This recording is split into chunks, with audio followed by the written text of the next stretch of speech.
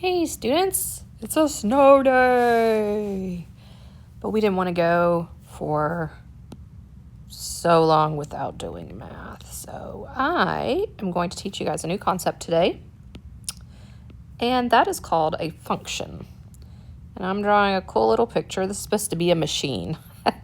So let's put some dials and knobs on it. Okay, this is a machine, right? And let's say when I put something in this machine, then something different is going to come out of the machine, okay? That's not a hard concept to grasp, right? It happens all the time. Put something in, get something else out, right?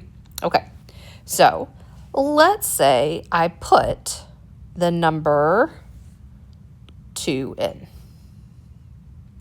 but the number 4 came out. What happened inside of the machine? Well, a couple of things could have happened. I could have multiplied by 2, or added 2, or added 4 and then subtracted 2, which is the same thing as adding 2, right? So let's put something else in the machine and see what happens, okay? Ooh, whoopsie, erase. Let's say I put in 7. And out came 14. Okay, did that give us another clue as to what happened when I put it in the machine? Yeah, so the first time it went from 2 to 4. And the second time, the machine took it from 7 to 14.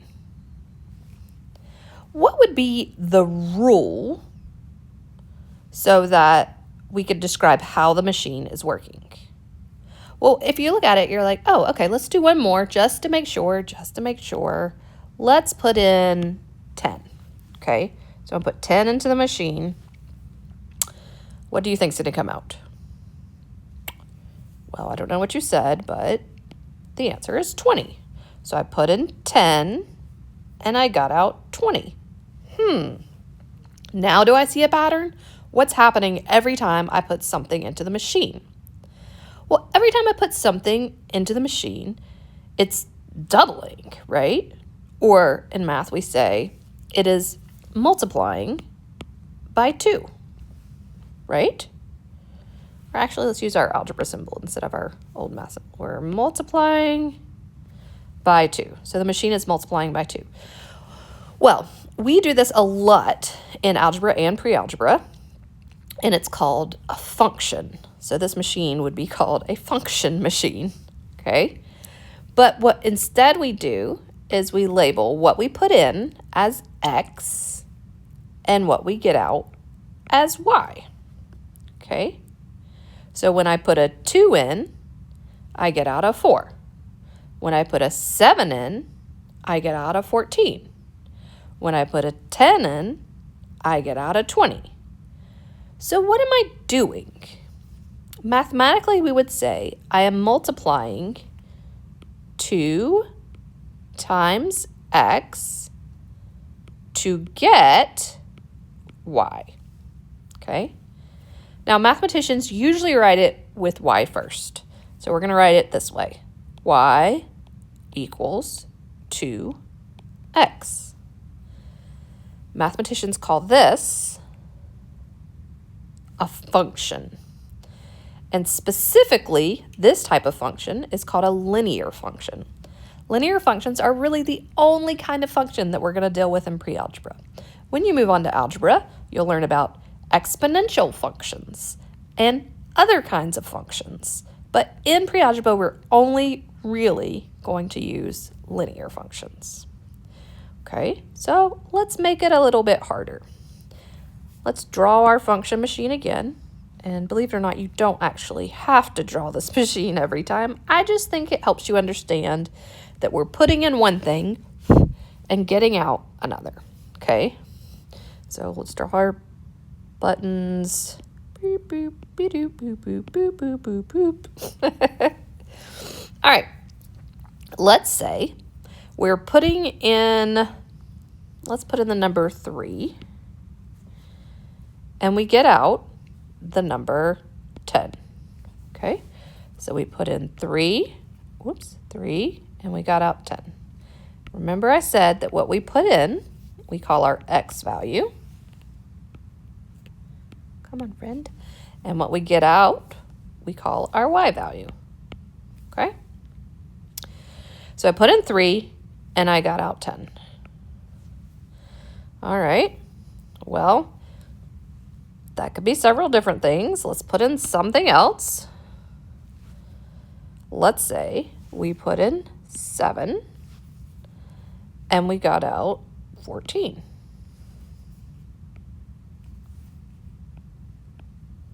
Do you know what it is yet? What am I doing to my x to get y? What's the rule of this function machine? Okay, in case you haven't, we're going to do one more. Maybe you already got it. Let's put in a negative number. Okay, let's put in -2. Let's see what happens. When I put -2 into this machine, I get 5.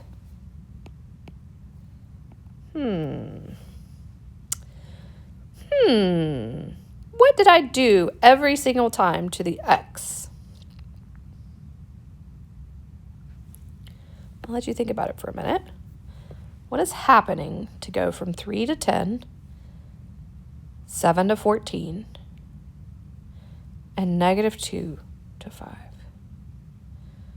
All right, well, I hope that you figured out that every time I take my x, what I put in, and then I add 7 to it, and then I'm going to get my y. So mathematicians generally write this as y equals x plus 7. Okay? All right, so this is a linear function. Put something in. That's your x. I put something in, and I get something else out. Okay? And you might be like, why is this important? Well, over the next few weeks, actually, we'll probably stay on linear functions for a month. You'll find out why this is so very important. Okay? Now, we're going to move on to not needing a machine anymore. Let's see if I can go back and go new. And this time I'm going to make me a grid. We're going to do everybody's favorite, which is graphing. And then I'll tell you guys why graphs are so useful to us. Let's go back to our function. Y equals 2x. This was the first function that we did. Do you guys remember the table? We had x's and y's. When I think I put a 2 in first. When I put a 2 in, I got 4. And then I think I put a 7 in, and I got 14. Now, I'm going to tell you a secret. You can put in any number for x here. So, let's say, what happens when I put in a 0? Oh, I changed my color. Didn't mean to do that. What happens when I put in a 0? Well, how I find my y is I just do the math. 2 times 0. So when I put in a 0, I get a 0 out. What happens when I put in a 1? When I put in a 1,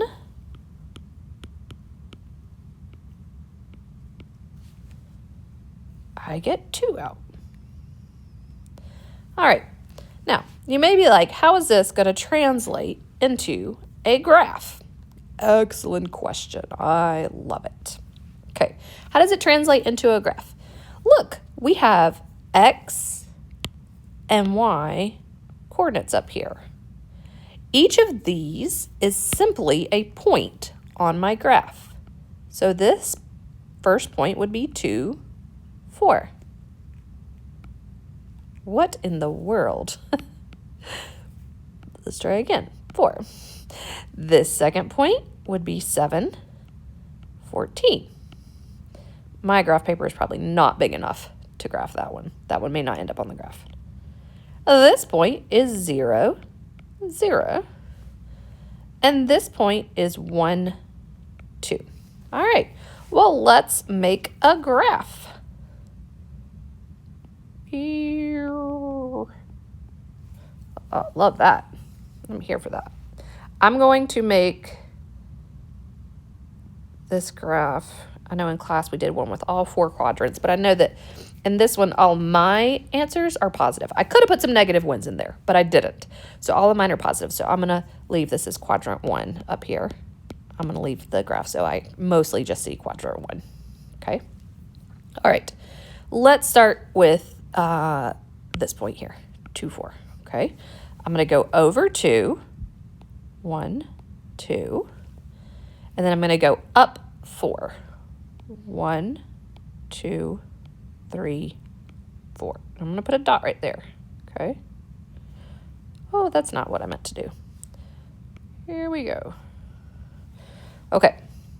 Remember, this is the x-axis, and this is the y-axis. All right. 7, 14.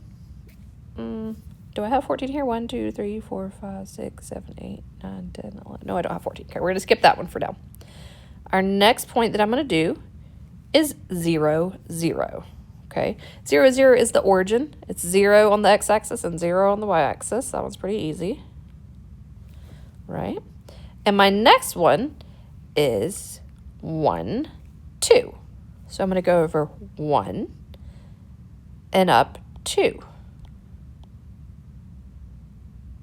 Now, the reason this is called a linear function is because when I plot all my points, I am going to get a line. A straight line. Now, if I had a ruler, this would be a lot easier to show, but I don't because I'm on a screen. But this makes a perfectly straight line. That's why it's called a linear function. Linear means line, okay? All right, that wasn't too bad, was it? All right, let's do another function. I think the other function that I did for you on the earlier video was y. What in the world? Y equals x plus 7. Okay, so if I asked you to graph it, the first thing you would do is make your chart. Have x on one side and your y value on the other. Now, I've seen some people online. This is actually pretty smart, I think. I never did this growing up, but I think that it's a good strategy. I've seen some people online who made 3 columns. And over on the, the left column would go x. Over on the far right column would go y. And in the middle, you would put your equation. Y equals x plus 7. You don't have to do it this way. I grew up just doing x and y, but this way helps you visualize it a little bit better. If I put in my function machine, I like to choose easy numbers, right? So I'm looking at my function and I'm thinking, okay, what can I add to 7 and get like an easy number? Okay, well, I like to think about adding, let's say, -7. So then my y is going to be my x value plus 7. Do you guys see how that worked? All I did was I took this equation and then I put this x value here, right here. Okay, so -7 plus 7 is 0. Oh, I like that point. That point is going to be, you're going to even add a fourth column over here. That point is going to be -7, 0. All right, let's see. What would another thing that would be easy to add to 7? Let's do 0. So my y is going to be 0 plus 7. 0 plus 7 is 7. So my second point is going to be my x value is 0 and my y value is 7. All right? All right, now let's do something like in between 0 and -7. Let's do, I don't know, let's do -5. You could choose any number here. All right, so if x is -5, y is going to be -5 plus 7. All right, -5 plus 7 is 2. So my third point on my line is going to be -5, 2. All right. Okay, love it. You can keep going and going and going. You can do as many as you want. You actually only need 2 points to make a line. But I would highly recommend doing 3. When you first get started, do 4 or 5 just for practice. Okay, so I've got some points here. If I graph these points on the coordinate plane, if I graph these points on the coordinate plane, I'm going to have my line. All right, so let's think about the coordinate plane that I need to draw. My x values are going to be 0, -5, and -7. So I need some negative x values. So when I make my coordinate plane, I am going to make it mostly negative for the x's. And my y values are going to be positive. 1, 2, 3, 4, 5, 6, 7. Oh, let me move it over a little bit. Okay, so I want to make mostly negative x's. So I'm going to put my coordinate plane over here. Bloop, bloop, bloop, bloop. That was terrible. Okay. It's not exactly on the grid line. Sorry, it's the computer. So this is my x-axis. My negative x's are going to be over here. -1, -2, -3, -4, -5, -6, -7, as far as we go. And my x values are going to go all the way up to +7. So I'm going to go 1, 2, 3, 4. Oh my goodness, that did exactly right. Oh, I shouldn't have done it in the mid-page. Okay, let's say 5, 6, 7. Okay. It's a little wonky. All right, so my first point is -7 for the x's and 0 for the y. So I'm going to go over -7, 1, 2, 3, 4, 5, 6, 7, and 0 on the y. So I'm not going to go up at all. Okay, here we go. 1 point right there. My second point is 0 on the x. So I'll be right here. But 7 on the y. I'm going to go up. 1, 2, 3, 4, 5, 6, 7. Bloop, right here. All right.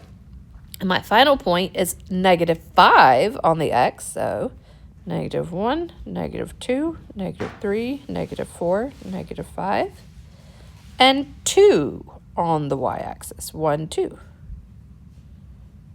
Okay, so if I look, and I have a ruler, which I don't on me right now. There we go. Pretty good.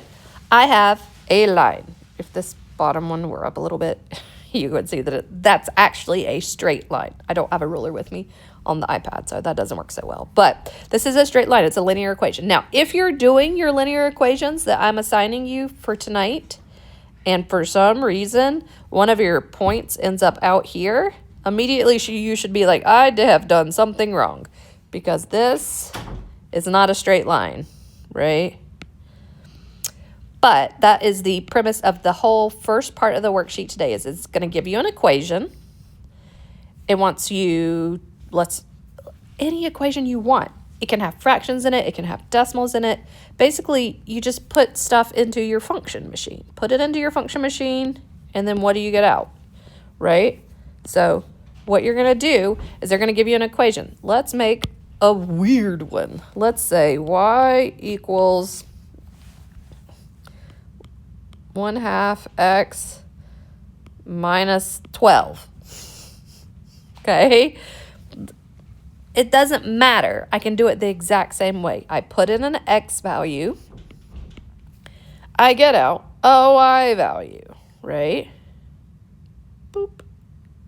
Oh, look, I can make it straighter. Well, that's awesome. Well, I didn't do that one. Okay, so let's say I put in a 2. I put in a 2 for x. Well, let's do it. 1/2 times 2 minus 12. What's 1/2 of 2? 1. 1 minus 12. Okay, then I get out -11. Right, this is a complex looking equation, but all I did was I put in an x, I got out a y. A really good thing to put in for x, because it generally makes your equations like super easy, is 0. 0 is a great one to put in, okay? So let's put in 0 for x. 1/2 times 0 minus 12. That's just 0 minus 12. It's going to be -12. All right, how many points did I say we needed for a line? 2, but let's not be silly. Let's just go ahead and, it's no big deal to do an extra problem. Let's just do an extra problem. All right, let's put in a negative. Let's put in a -2, okay? 1/2 times -2 minus 12. Our y value is going to be, this is going to leave me with -1 minus 12, -13. So I took this function, and every time I put in an x, I got out a y. Then I can graph it. Now you might be like, why on earth do we need to graph things? And I'll tell you why. Okay, so let's go back to this actually, let's go to this function right here, okay? Once I have the graph, I don't have to do any more equations. I can use the graph to tell me if I put in an x, you get out a certain y. For example, let's say I put in an x of 1, 2, 3. Let's say I put in an x of 3. What y am I going to get out? Oh, look, it tells me this y right here. I don't even have to do the equation anymore. I don't have to do this equation anymore, which doesn't seem like a big deal when it's 2x. But when it gets to an equation like this, 1/2 x minus 12, you might be like, I don't really want to put in 132 and figure out what the answer is. If you had a graph, you could just use your graph, and it'll show you along every single x value of the line what the y value is going to be. So that's why we do graphs. And I understand that, like, right now this might be like, oh, this is tedious. So I just need you to trust me in this process. Do the graphs, learn how to do the graphs. And then the more we work with this, the more you're going to be like, oh, yeah, okay, I get that. All right, I hope that you guys are having a great snow day. And I'll record one more video about slope this week. And then you guys will have a little bit of coursework to do. And then I'll see you next week.